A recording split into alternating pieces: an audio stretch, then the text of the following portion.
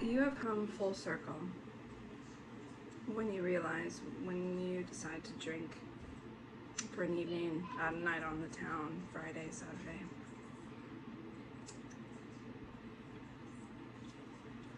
You're feeling emotionally more down and depressed than if you were to not touch alcohol at all. They've already done studies that alcohol, though it's a temporary thing when you're drinking it, once that drops, you feel shitty, like you feel depressed, you feel worse, irritable, depressed, sad, mopey.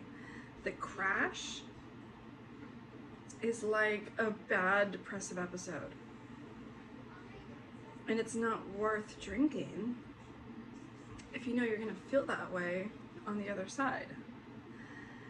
And when a person gets to that point where they realize that they're already happy and stable and motivated without the alcohol, that's when I feel that they've come full circle, right? When I've gone through very grievous moments in my life for different various reasons, whether it be a death of a family member or a divorce or whatever it is, and I would find myself heavily drinking, I knew that I still felt shitty before and after, right? My life was in chaos, I was just depressed. Even if I was sober, I was feeling shitty, so obviously drinking wouldn't have made much of a difference. And feeling that shittiness after a night on the town, you wouldn't really notice much of a difference because you're already grieving or feeling shitty over whatever is causing you to feel shitty. But when you finally start to find structure in your life, and you finally start to make those changes in your life where you could see the fruit of your work on the occasional nights where you do indulge in alcohol, and then the next day crash, or even the crash that happens hours after your last drink, leaving you feeling more shitty than you started when you're 100% sober. That is the quickest way to get an alcoholic sober. And that is why going to Sobriety 101 or going to these retreats is so good and important, and that's why they focus on mental health, because they want you to feel amazing prior. You need to get there first. You need to get mentally in a healthy spot before you can even try to attempt to stop drinking. I've never really been an alcoholic in my life, right? You know, we all go through stages when we're college years, whatever, death of somebody. My stage when I was a heavy drinker was after the death of my mom, and it was a good strong year of daily drinking, which would make me what they would label an alcoholic. And then once I had mentally found myself in a healthy spot with good routines, the next day I had no desire to drink. In fact, I'm like, I don't want to feel bad. I don't want to feel shitty, so I'm going to not drink because that's what's going to make me feel shitty. It was the easiest thing to give up. But you have to mentally be in a healthy spot first. Kratom did a massive job in helping me turn the tide and get healthier. The benefits that Kratom has as a natural plant that's also in the coffee bean family. It's also been used in indigenous people and tribes throughout the centuries. Makes sense that something like this would have such powerful ingredients. And as a mystic that works with nature's magic and works with energies and works with things that have powerful benefits, it makes sense that I would gravitate to something like Kratom and utilize it for my advantage, for what I needed it for. In this case for me, it was to lessen my alcohol consumption. But again, the steps it took to get to where I was sober was the steps that I took Kratom along with me to get mentally healthy, get better routines, get in a better lifestyle, better habits, better everything. So when you're happy to begin with, you really don't have a desire to drink. If you know it's going to do the opposite once you fall off that crash. It's very temporary. And ultimately you realize it's not worth it. But to get there is the dilemma, right? Some people feeling good for that brief time is worth it because they're already shitty. They already feel shitty.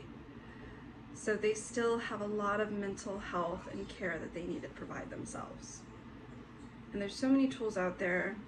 So I encourage you guys to follow me and watch what I put out there, because though it might not seem like your thing, I know a lot of it, you know, I'm married to my polar opposite. I am very spiritual, very open-minded, very carefree.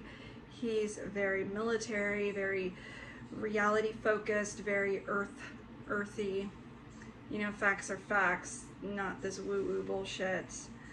He's my opposite, but we balance each other out. So if you find yourself putting up with stuff that I say when you are like my husband, the opposite of me, it still rubs off and it still will benefit you in some way, believe it or not.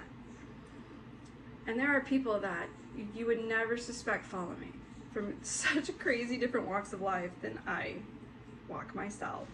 And I love that. I love that I attract bikers, you know, gang members, people from Africa, from tribes, people from Asia, India,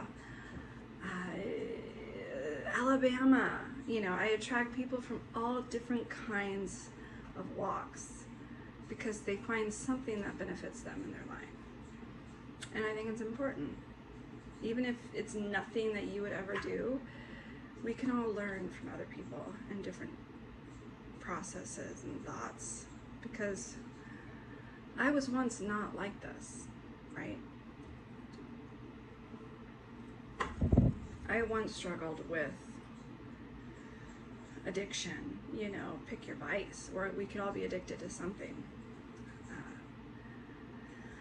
I was once, you know, homeless, down and out, and it had nothing to do with drugs, and I was judged horribly, and people just presume based on stereotypes. You know, I've gone through my own struggles in life, dealing with a lot of crazy shit, and when I found this kind of stability, things just got better. And that's what made me start talking about it publicly, because if it could happen to me, if getting better could happen and be accomplished from a person like me, it could be done by anyone. I'm a successful woman now, but I was literally left in the ditch, left to die by those closest to me, and I dug myself out. That wasn't hard. That wasn't easy. That was really hard, but I accomplished it. And it is because of the things that I share in different videos as being the reason why I survived and built this life that I have. This is a little different of a video, but I wanted to touch on those of you that do suffer with alcoholism, because I've been there and I don't talk about it that much, but I think it's important. Even some of us that don't realize that we have a habit. There's a period where I didn't realize that I was an alcoholic. I just had a glass or two a day, but the fact that I had to have it is what makes you an alcoholic, right? But I didn't connect the dots like that. So it's something that needs to be talked about more. I was a high-functioning alcoholic, meaning those that are high-functioning, they're harder to get through. They're harder to help because they're not an obvious drunk that screws up relationships or makes horrible mistakes. They're like high-functioning normal adults. No one would guess that I was totally drunk. I would act normal during those months after the death of my mom many years ago. No one guessed. So there's no intervention needed because I was such a high functioning alcoholic. So they're harder to get through. They're harder to impact for a positive change.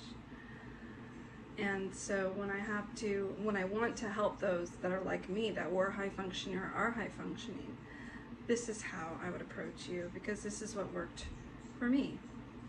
And I think it's very important, because it's hilarious when you have zero desire to get wasted. It's actually a nice feeling as someone who went down that road. You have a sense of pride, to say the least.